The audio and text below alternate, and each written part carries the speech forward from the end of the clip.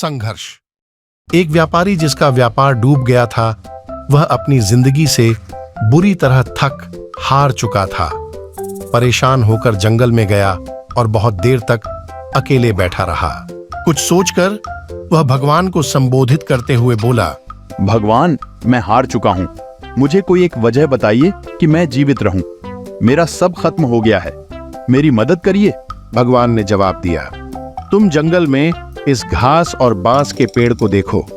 जब मैंने घास और बांस के बीज लगाए तो दोनों की अच्छे से देखभाल की, एक सा पानी और रोशनी दी, पर घास जल्दी बड़ी होने लगी और धरती को हरा भरा कर दिया। लेकिन बांस का बीज बड़ा नहीं हुआ, पर मैंने बांस के लिए हिम्मत नहीं हारी।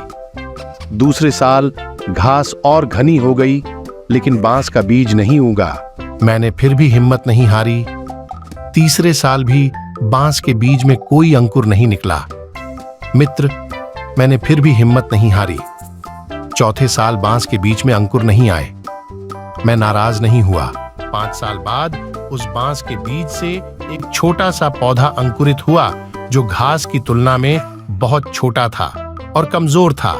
लेकिन केवल 6 महीने बाद यह छोटा सा पौधा 100 फीट लंबा हो गया। मैंने इस बांस की जड़ को विकसित करने के लिए 5 साल का समय लगाया।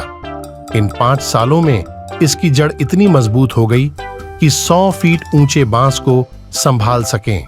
जब भी आपको जीवन में संघर्ष करना पड़े तो समझिए कि आपकी जड़ मजबूत हो रही है। आपका संघर्ष आपको मजबूत बना रहा है, जिससे कि आप आने वाले कल को सबसे बेहतरीन बना सको। मैंने बांस के संदर्भ में मैं हार नहीं मानी। मैं तुम्हारे विषय में भी हार नहीं मानूंगा। किसी दूसरे से अपनी तुलना मत करो। घास और बांस दोनों के बड़े होने का समय अलग अलग है, दोनों का उद्देश्य अलग अलग है। तुम्हारा भी समय आएगा, तुम भी एक दिन बांस के पेड़ की तरह आसमान छुओगे। मैंने हिम्मत नहीं हारी, तुम भी मत हारो। अपनी जिंदगी में संघर्ष से मत घबराओ। यही संघर्ष हमारी सफलता की जड़ों को मजबूत करेगा। हमेशा अपने छोटे छोटे प्रयासों को जारी रखें। सफलता एक ना एक दिन अवश्य मिलेगी। ऐसे ही हमारी मोटिवेशनल स्टोरीज देखने के लिए चैनल को सब्सक्राइब, लाइक और शेयर कीजिए।